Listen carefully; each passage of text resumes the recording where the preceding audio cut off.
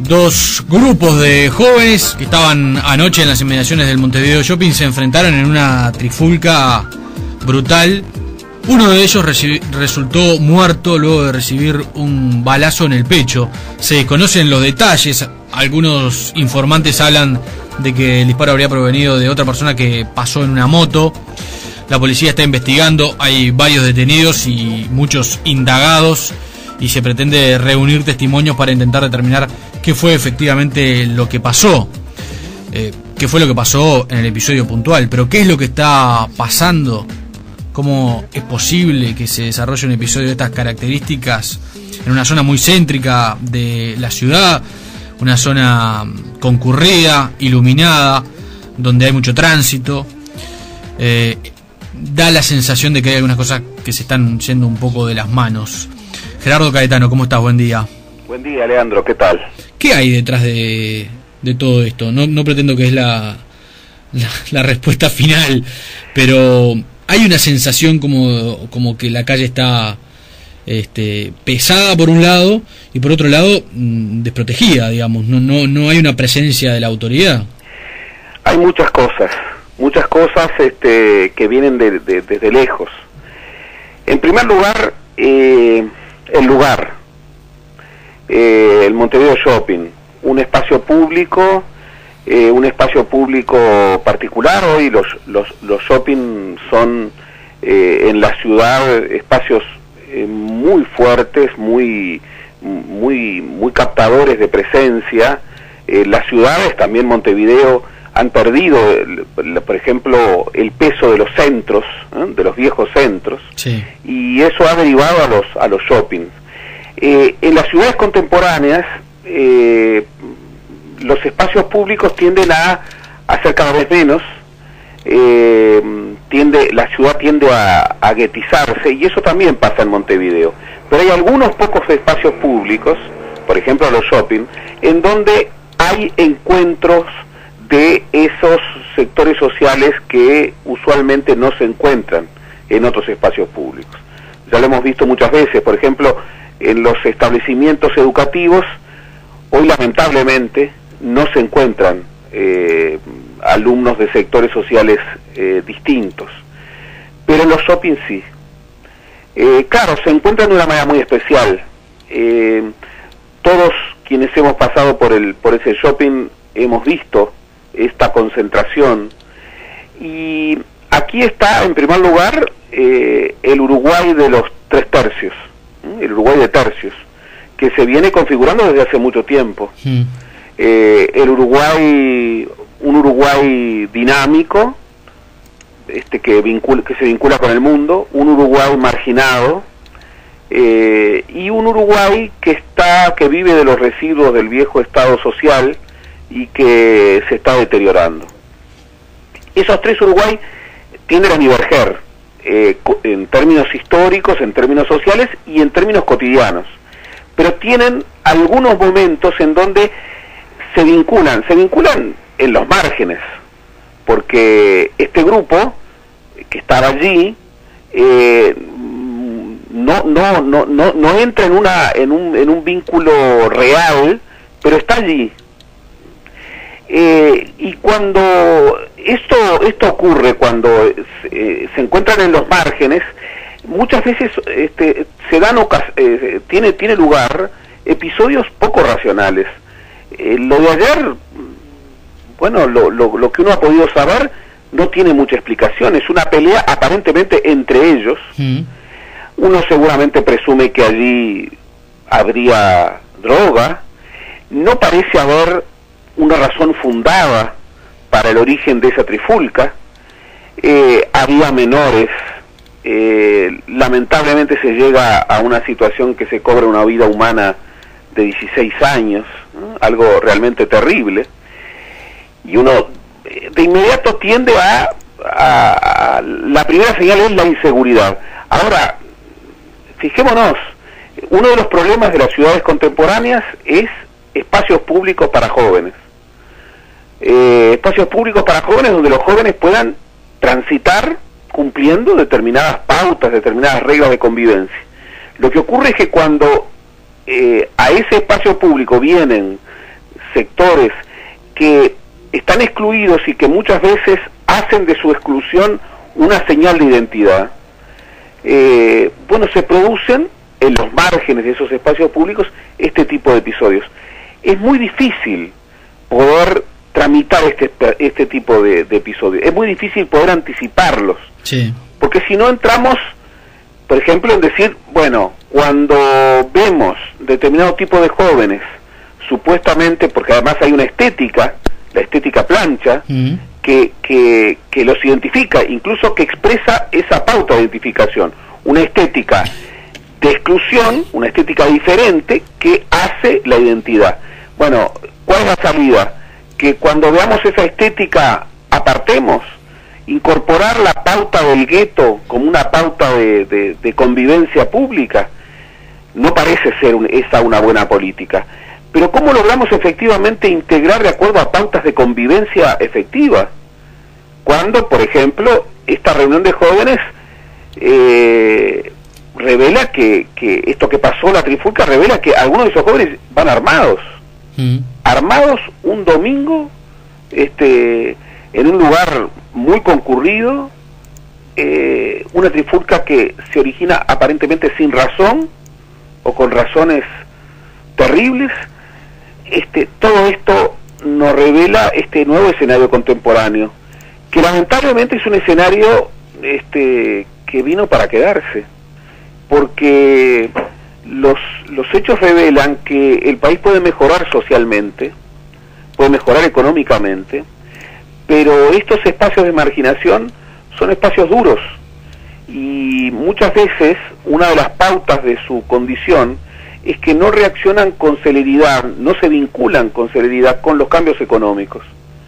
Incluso hay marginaciones que perduran más allá del ascenso económico. Tal vez muchos de estos muchachos tenían trabajo y bueno, el hecho de que tengan moto puede significar una cierta capacidad de compra relevante, pero la exclusión viene de lejos. Y además, como tantas veces hemos dicho, este grupo de jóvenes muchas veces hacen de la exclusión el signo de su identidad. Y allí, bueno, lo que se pone en juego es la convivencia de un nosotros, que es un nosotros muy plural.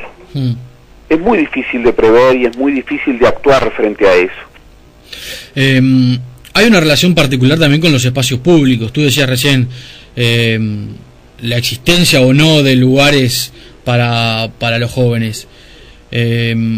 Hay una apropiación de los lugares públicos y digamos que el Estado ha liberado zonas de la ciudad en un sentido opuesto. Gran tema, porque efectivamente hay un juego muy contradictorio. Por un lado, en las ciudades contemporáneas, y esto también ocurre en Montevideo, que no es una isla en relación al mundo, hay una crisis de espacio público.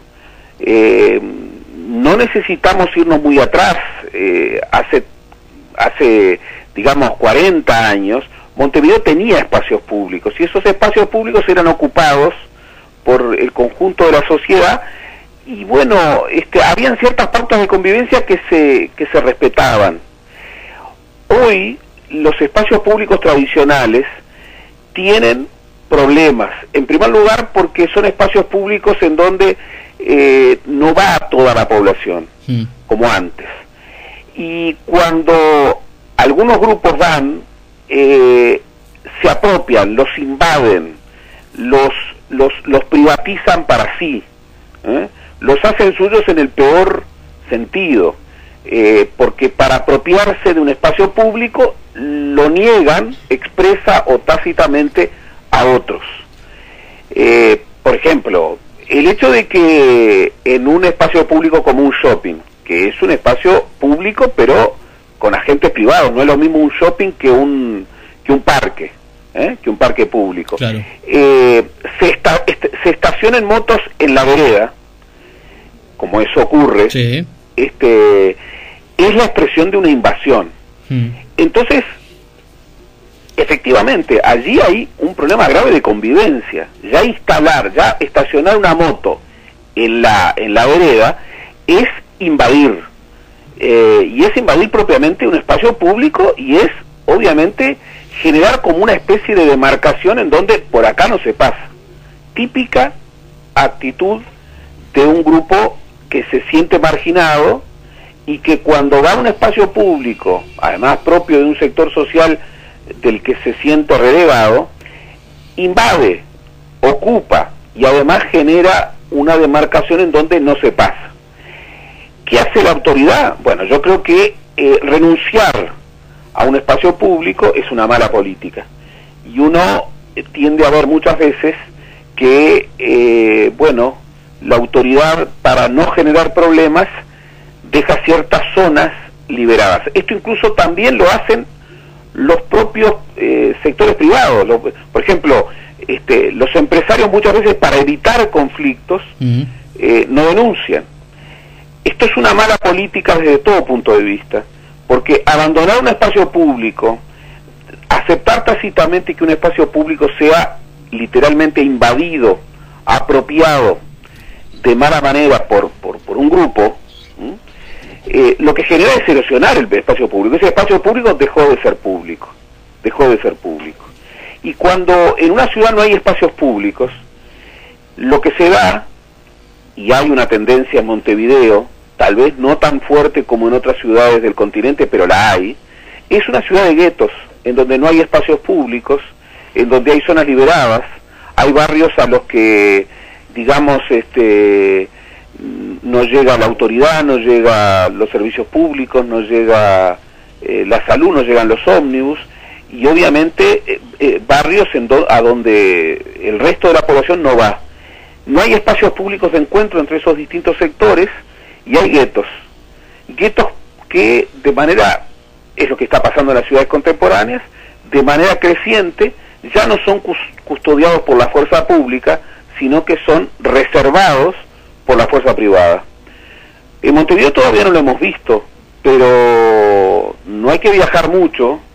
En nuestra América del Sur y en nuestra América Latina tenemos ciudades en donde, para consolidar la seguridad, los vecinos cortan las calles, las cortan ellos, sí, violentando la ley, y sin embargo eso es consentido.